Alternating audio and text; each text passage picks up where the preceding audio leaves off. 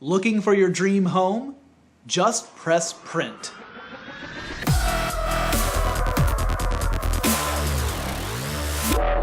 You know, I love 3D printing. I've talked about it a lot. In fact, the second episode ever of Forward Thinking was about 3D printing, and it was pretty thorough, but I've got to talk about it some more. So here's a way to catch up. It's also known as additive manufacturing because a 3D printer builds an object by laying layer upon layer of material until it's finished.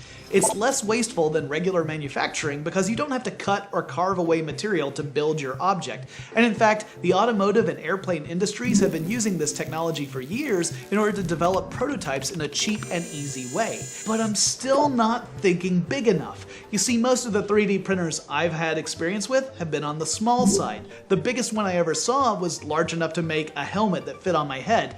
But when it comes to 3D printers, size is not a limiting factor. So what if you built a 3D printer large enough to print a house? Well, if you did, you're late to the party because someone has already done exactly that. And I'm not talking about a hypothetical prototype. I'm talking a working 3D printer that uses recycled construction material and quick-drying concrete as ink. A Chinese company called Winsoon used 4 of these types of 3D printers to build 10 houses in one day outside of Suzhou, China.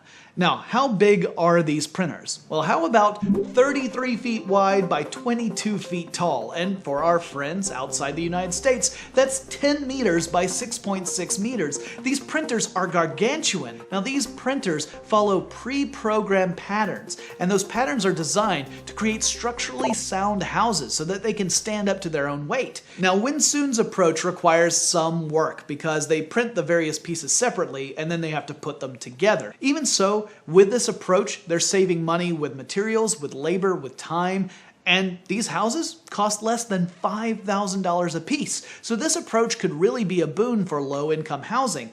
Now, you don't have to go all the way to China to see this in action. We have a company here in the United States called Contour Crafting that does essentially the same thing. Now, their 3D printer is mounted on a rail system, so it can roll up and down a construction site and build an entire house from floor to roof in one go, no assembly required. And Professor Barak Khoshnevis, who is a pioneer in this field, says it would just take 24 hours to build a house this way. But this is just the beginning, and people are already talking about using this technology to build houses for people who've lost their homes in the wake of a natural disaster. And maybe as this technology grows and evolves over time, we'll see it being used to build the dream houses of the future. So you won't go to break ground on your new housing project, you'll just make sure the toner's not too low.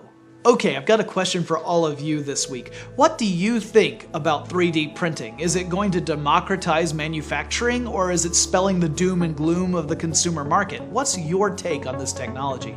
Let me know in the comments below. And if you enjoyed this video, make sure you hit that like button, share it with your friends, join the cool kids, subscribe to the channel, and after all that, this is just the tip of the iceberg. To learn about the really awesome future, check out these videos over here.